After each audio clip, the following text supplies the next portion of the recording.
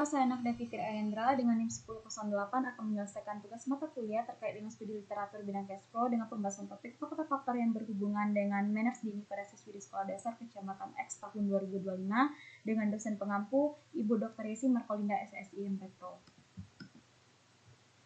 Latar belakang, manners merupakan tanda awal pubertas dan kemampuan reproduksi pada remaja perempuan yang kini rata-rata terjadi pada usia 11-13 tahun.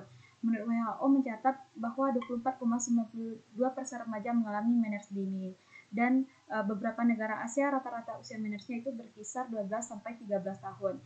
Nah, di Padang sendiri itu menurut Dinkes menunjukkan peningkatan manners dini dari 43% menjadi 50%. Jadi rumusan masalah pada penelitian ini adalah faktor apa saja yang berhubungan dengan manners dini di Sekolah Dasar Kecamatan X tahun 2025. Untuk tujuan umumnya, mengetahui faktor yang paling berhubungan, tujuan khususnya itu ada 14 tujuan.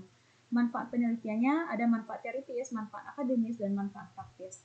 Untuk ruang lingkup penelitiannya itu dilakukan dengan penelitian yang terdiri dari variabel dependen dan variabel independen. Dilakukan dari bulan X ke bulan X di Sekolah Dasar Kecamatan X, di mana populasinya itu adalah kelas 5 dan kelas 6. Metode yang digunakan itu adalah penelitian kuantitatif dengan metode cross-seksional. Teknik pengumpulan sampelnya menggunakan simple random sampling dan untuk menggunakan kuesioner yang diisi langsung oleh responden. Terus pengolahan datanya menggunakan analisis univariat, bivariat, dan multivariat. Remaja merupakan fase transisi dari kanak-kanak menuju dewasa yang ditandai oleh perubahan fisik dan psikologis. Ciri-ciri remaja itu mengalami perkembangan yang ditandai oleh perubahan fisik, emosional, dan sosial. Terus aspek perkembangan remaja itu ada perkembangan fisik, perubahan eksternal dan internal, dan perkembangan emosi. Nah, menstruasi ini adalah perdarahan berkala dari rahim yang terjadi sekitar 14 hari setelah ovulasi jika tidak terjadi pembuahan. Fase pada siklus menstruasi itu ada 4 fase. Nah, manners dini ini merupakan menstruasi pertama yang biasanya terjadi antara usia 11-14 tahun yang menandai transisi penting dari masa kanak-kanak ke dewasa. Jadi manners dini ini terjadinya menstruasi pada usia yang tidak normal. Karakteristik usianya itu di Amerika sendiri itu terjadi sekitar 12 tahun. Di Asia seperti Hong Kong dan Jepang itu berkisar antara 12,2 sampai 12,38 tahun. Di Indonesia yaitu mulai dari 9 hingga 20 tahun.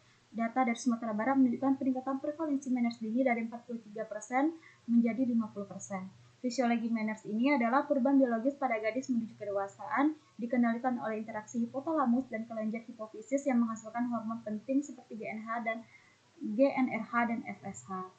Manners itu ada dua, ada manners dini dan manners terda. Terus gangguan psikologis saat manners itu ada 5, kecemasan, mudah tersinggung, dysmenor, PMS, dan merasa gelisah. Soalnya faktor-faktor yang menyebabkan manners dini itu ada status ekonomi, genetik, status gizi, paparan media sosial, lifestyle, dukungan sosial, keadaan keluarga, dan tempat tinggal. Untuk telah sistematisnya bisa dilihat di layar. Untuk kerangka teorinya itu merupakan penjabaran dari beberapa teori yang sudah dimodifikasi. Untuk kerangka konsepnya itu ada variabel bebasnya sebanyak 6 dan variabel terikatnya itu manners dini. Untuk hipotesisnya ada HA terdapat hubungan dan H0 tidak terdapat hubungan.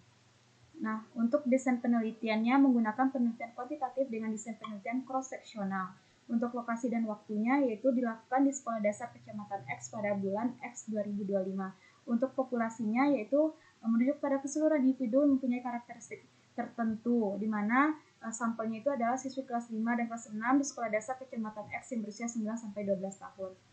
Untuk sampelnya itu menggunakan rumus Lamesow, di mana sampel yang dibutuhkan itu adalah 424 responden.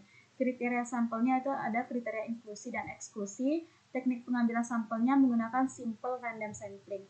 Untuk DO-nya bisa dilihat di layar.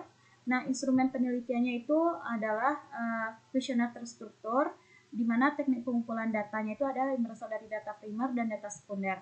Untuk teknik pengolahan datanya ada pemeriksaan data, pengkodean data, pemasukan data, pembersihan data, dan penyusunan data atau tabulating. Nah, untuk analisis data itu menggunakan analisis univariat dan analisis bivariat serta analisis multivariat yang bertujuan untuk mendapatkan faktor yang paling dominan di antara seluruh variabel yang diteliti. Baik, mungkin sekian yang dapat Nada sampaikan. Semoga materi ini bermanfaat bagi kita semua. Terima kasih. Assalamualaikum warahmatullahi wabarakatuh.